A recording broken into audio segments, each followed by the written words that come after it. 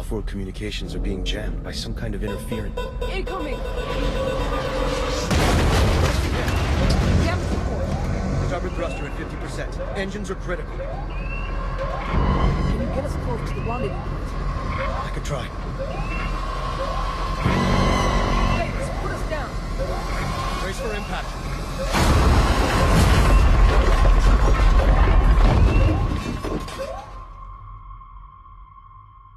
Alien Rogue Incursion is released on initially limited platforms, and first impressions weren't great from influencers and some legacy gaming media, particularly on PCVR or Steam, as this actually isn't on the Meta PC app either. It's coming to Quest on Valentine's Day, but for now I wanted to point out that an update has fixed the major PCVR issue most people were having, and my experience has been very positive, although I probably have maybe another hour or two until completion, so unless there's any major issues in the last section, it's probably one of my favourite games of 2024. People were experiencing tracking jitter when using virtual desktop, which is most people's preferred way to play PCVR on Quest, and mine too. It's usually some sort of issue with OpenXR runtime. This is now fixed, and I'm seeing smooth as butter tracking, and I'm using a 4060 Ti with 16GB of VRAM, and running most things on medium except for high textures, giving me a smooth frame rate experience, and it still looks bloody good on medium settings too. Although the hand models are very low poly, which I hate in VR, something you do a lot in first person VR games is look at your hands. So it's one thing you should focus on making high fidelity in my opinion.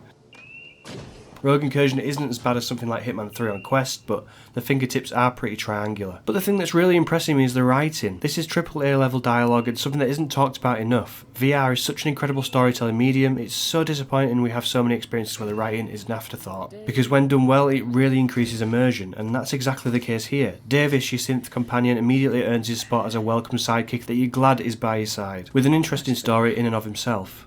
Let's at least ensure your gear is fully functional. Can you check your motion tracker for damage? You can still pick up nearsighted scents, at least. Cute. I stowed your rifle in the compartment up here. I also saw lots of people having issues with aiming. Basically they have an ADS mechanic, aim down sight, which isn't common in VR. It'll snap your gun to aim in place, and lots of players have been having trouble with this. It doesn't feel natural and is annoyingly sticky. But jumping into the settings, you can just turn this setting off, how the VR gods intended. Now if I want to aim down the sight, I physically do it. Why this isn't the default is beyond me. And as you can see, they've nailed the alien aesthetic here. Lots of dynamic shadows and lighting, particulate sparks and dust, tactile doors, levers and buttons to push, pull and twist. It all feels very at home in VR.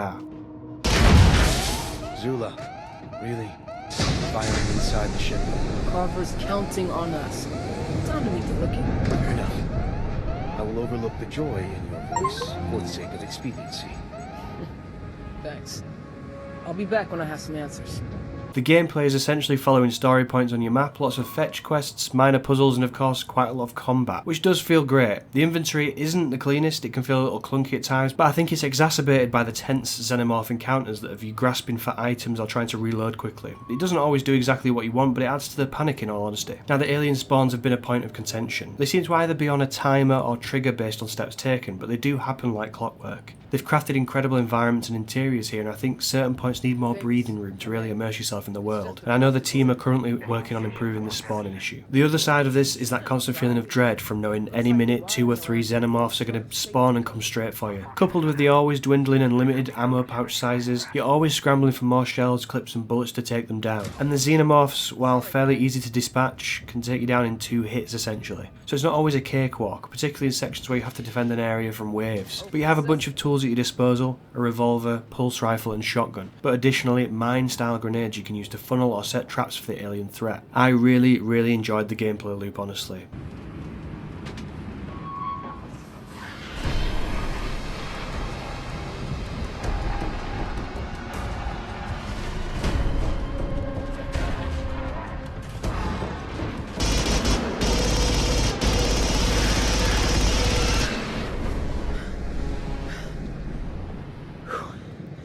So this is why you call this Carver?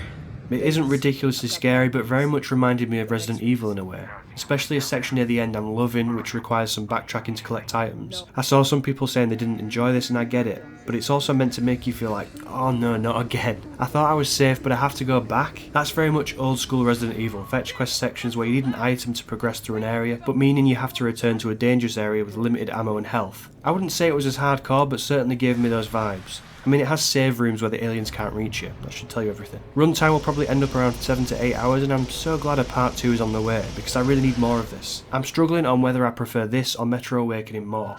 Both amazing experiences, although how they're going to get it running acceptably on Quest 3 is beyond me. The volumetrics, fog, light, shadow.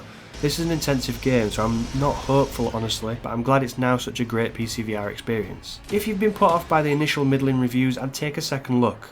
Rogue Incursion is an incredible VR game. Zula and Davis are amazing characters to spend time with, and there are some insane only in VR moments in this game. I'd hate to spoil them, but I'm sure you can guess what they might be. As always, subscribe for more content like this, and I'll see you on the other side.